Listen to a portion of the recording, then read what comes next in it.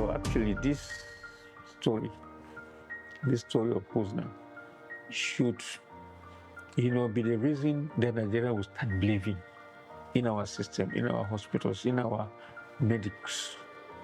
We can do it. We can't thank, Nizamiye enough. I think they have justified the confidence we've always reposed in them. And for us, the fact that Husna is alive today, is a testament, a very loud testament, to the professionalism, of that medical outfit. It's quite emotional, but I think that Nizamiye is a blessing to humanity.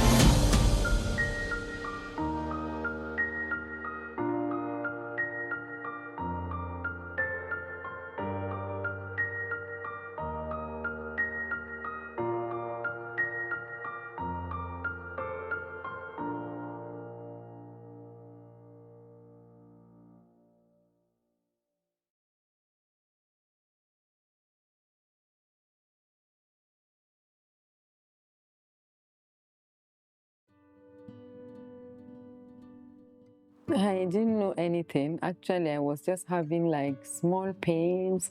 It was my first time. I didn't know anything. I was just home. I said, maybe it's typhoid. I don't know. I went to hospital close to my house like a week before.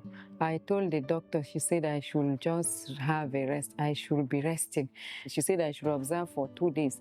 After observation, I said, should I call her? Should I not call her? Let her know, say that I'm bothering her too much. I complain a lot because that night I couldn't sleep.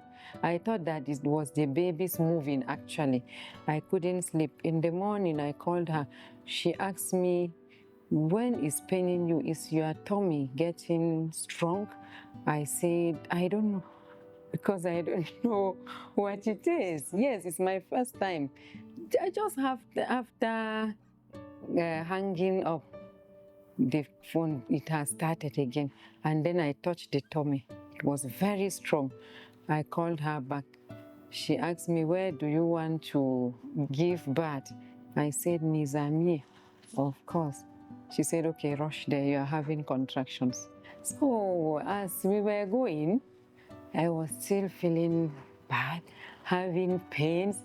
Me, myself, at some point, I started willing that, okay, it's better these babies come out because the pain was unbearable. My back was paining me so much that I was hoping that, okay, if they can come out but survive, then I will be happy. At last, the doctors now came.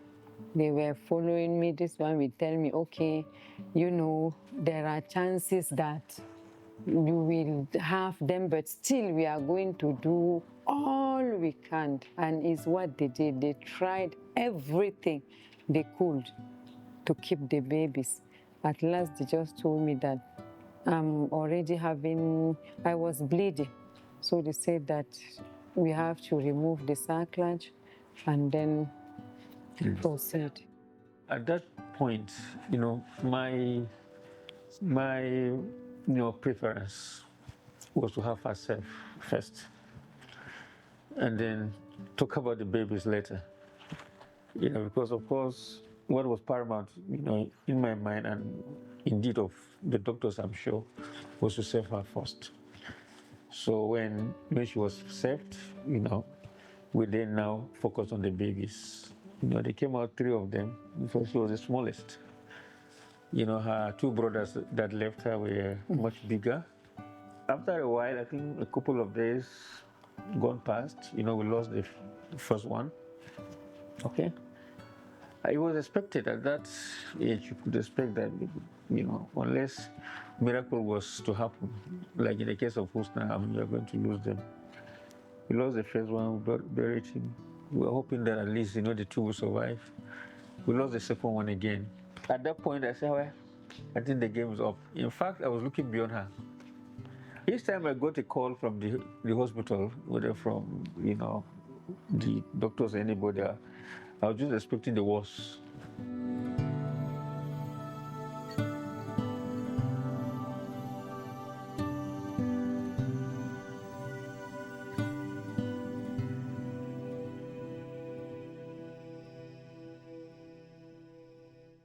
I would like to thanks for my friends built this hospital 11 years ago with high equipped ICU and neonatal ICU. Especially neonatal ICU is very, very important for Nigeria because the baby death rate is very, very high in the world, but especially in Nigeria, we have biggest problem. Ideally, a smooth ride should be baby getting to term and delivered. But prematurity occurs worldwide, and it is pretty common in our environment. Many factors are responsible for that. Some factors are to do with the mother herself, having some background problems, some diseases, hypertension in pregnancy, diabetic that is poorly controlled, heart disease, anemia in pregnancy, some stressful conditions. All the problem could arise from the placenta that attaches baby to mother, or sometimes could be problems from the baby itself. And in this case, for example, we had a situation of multiple gestation, having 3 babies, managing a small space, and then with some other triggers that could push the mother to deliver prematurely. Clinically, we are dividing the babies to 2 types, premature babies and mature babies. So mature babies are after the 36 weeks, and premature babies also we are classifying to their weights. Under the 1,000 grams or 1 kilo, we are classifying or defining them like extremely low birth weights. Less than 1,500 grams, we are calling them very low birth weights. More than 1,500 grams up to 2,500 grams, we are calling low weight at birth. So in our case, our babies was extremely low weight birth.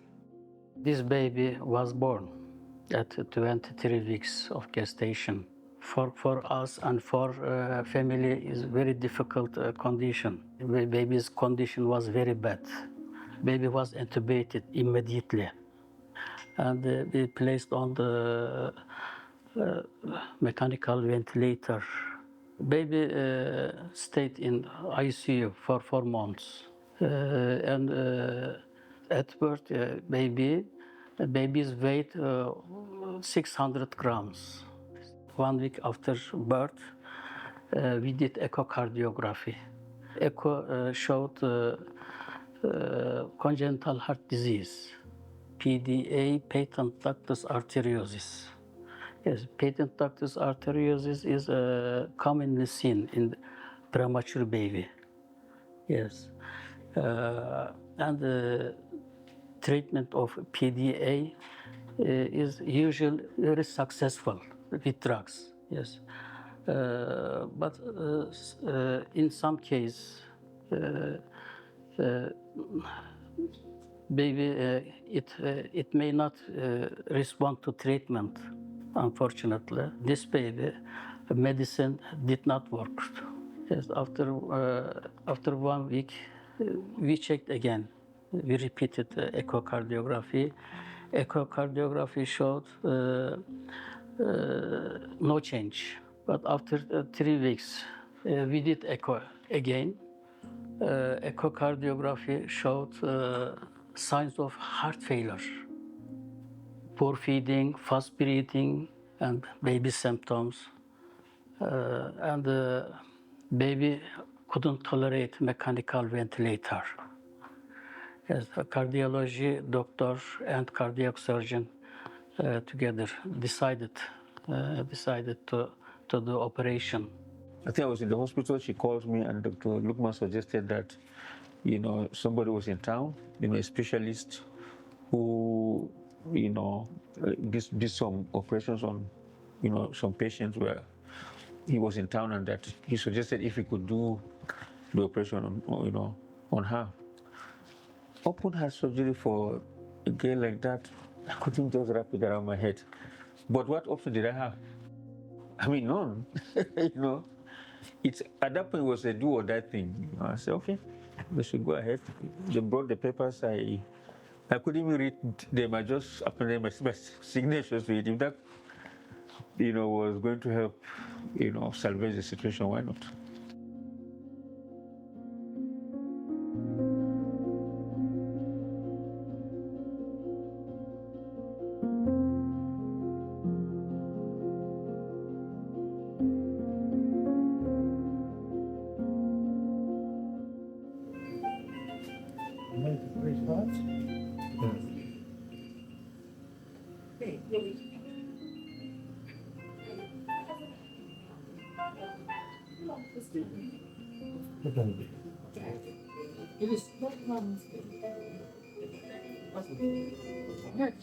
Please come ahead, my hand. What's in it? I want to try the back of the baby so that.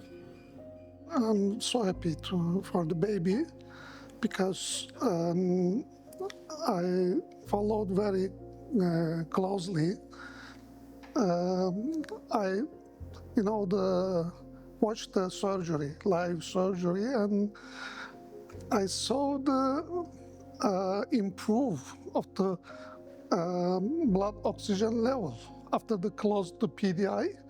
Maybe simple procedures, but in Nigeria, you cannot find any doctor at that time to make this surgery.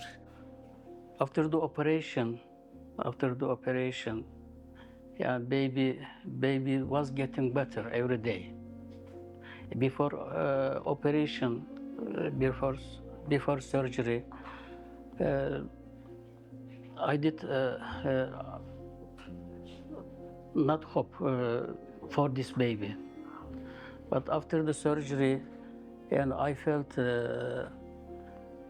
this baby will survive. In following days, baby every weeks, baby's weight increase and baby's condition is getting better. Baby stayed in ICU for 4 months. During this period, I was sleeping in the ICU sometimes, and I couldn't go to outside for 4 months because sometimes baby's condition should be not good. Yes, respiration problem and mechanical ventilation problem. Sometimes enteral feeding problem should be problem. Mother was coming every week, but mother was crying when she came here. Was crying because there was no hope. I cannot say this baby will be okay. I cannot say this baby condition is not good. But after surgery, I told her there is a small chance. When she had heart surgery, so from there, the doctors, all of them, they came to me. Dr. Lukman, that doctor that did the heart surgery, they told me that by God willing, this girl is going to survive, because that was the major issue that they were having. So, but as from there, I started having hope. Each time I meet Dr. Lukman, he will tell me that, yeah, baby is doing well. You will see the joy on his face after that surgery.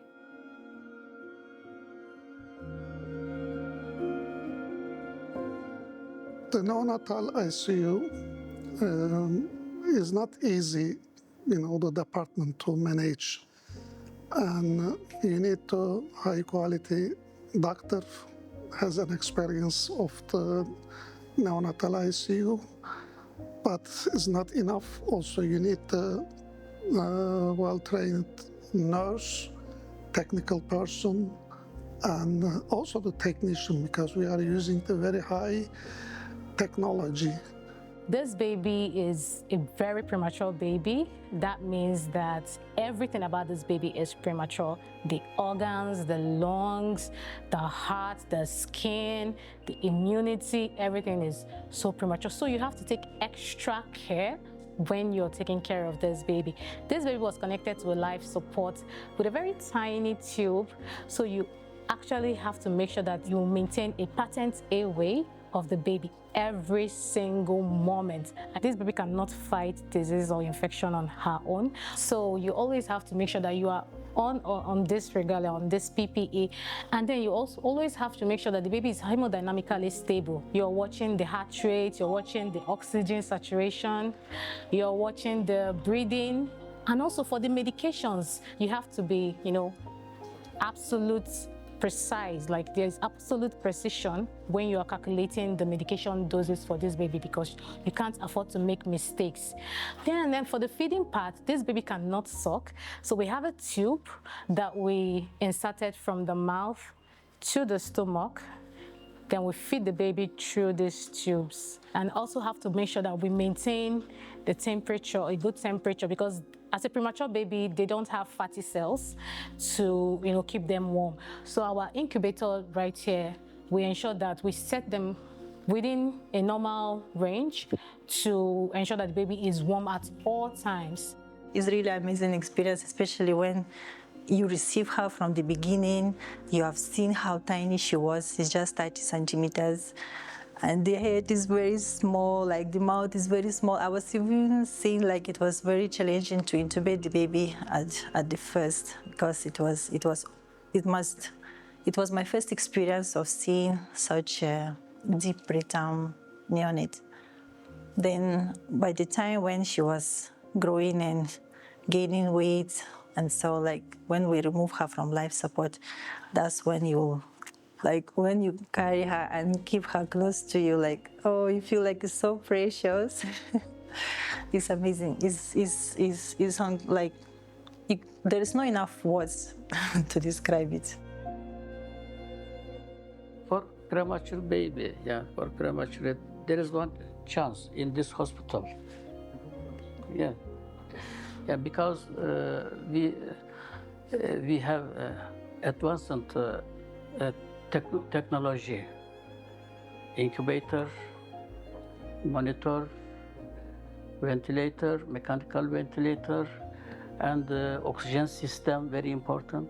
But I believe, and I trust my team and a hospital. I trust, and I have experienced the team and nurse and other doctors.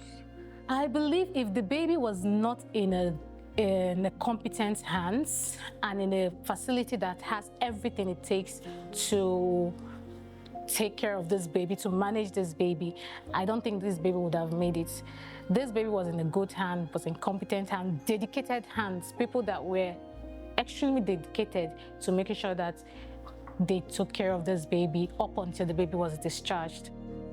It is a game changer because, one, we know that now, whether the viability or not, as long as the baby comes alive, we'll put in our best. At least this has proven to us that probably there was significant scientific consideration before you arrive at the age of viability. but once the baby comes alive, we'll put in our best, because we don't know, the outcome might be a very favorable one like this one. We have the requisite equipment, we have the expertise, and the commitment to do it. This case in question is an evidence of that commitment. Imagine having to keep an eye on a baby 24/7. There is not a moment when there is no doctor available to attend to any issue there. I was actually amazed to see how much Dr. Lukman, for example, and his staff put in this. He was virtually sleeping on the couch, the bed floor, just to take care of these babies in the ICU. It was, I thought it was something that his professional colleagues in the public sector, in the government hospitals, could emulate, because this is not about payment. It can't be about the paycheck. It's about passion. It's about the passion, it's about humanity. And I think I would actually recommend this, to our medical professionals at all levels. It was amazing. Yes, God has done his will, but of course, God has just crowned people's efforts, and those efforts by Dr. Lukman and his crew actually accounted for why God, granted our prayers, and given us this miracle. So I want to sincerely thank them for this, and to say that may God be with them all the way. May God continue to elevate, the hospital. As a Nizamiye hospital, we have a plan to improve our, the neonatal ICU, but not only neonatal ICU, because the many neonatal premature baby has some congenital anomaly, especially in cardiac anomaly, can cause the death in a few weeks. So our next plan, we will open the pediatric cardiovascular surgery department. Now I ordered the equipment, and I also bring another high quality doctor for the interventional pediatric cardiology. They can do some procedures without open surgery in pediatric cases. So all of them needs the more investment, or more, and also expanded some clinic. So, but as a Nizamiye hospital, we have a big plan for future in medical tourism, and every year we are improved our service, especially in neonatal ICU. New device, new equipments, and new technology we are bringing. What has happened in Nizamiye, regarding these kids, has completely changed my perception about what we can do. I earlier told you I always had this abiding faith in our system. We're even stronger now. I'm sure if this had happened in Canada, or the United States, or in UK, they will say, it's because in Canada that's what she has survived. But she survived in Nigeria. It's not in Canada, it's not in the United States, it's not in Dubai. It's in Nigeria. What that shows, what that says to us is that if we believe in ourselves, we look inward, and improve, our facilities, we will reduce this medical tourism, this sometimes needless medical tourism that we indulge in, as a country. So for me, Nizamiye, and facilities like them, can actually lead this advocacy, for people to reduce this medical tourism. Nigeria is, is so famous, or is it infamous for?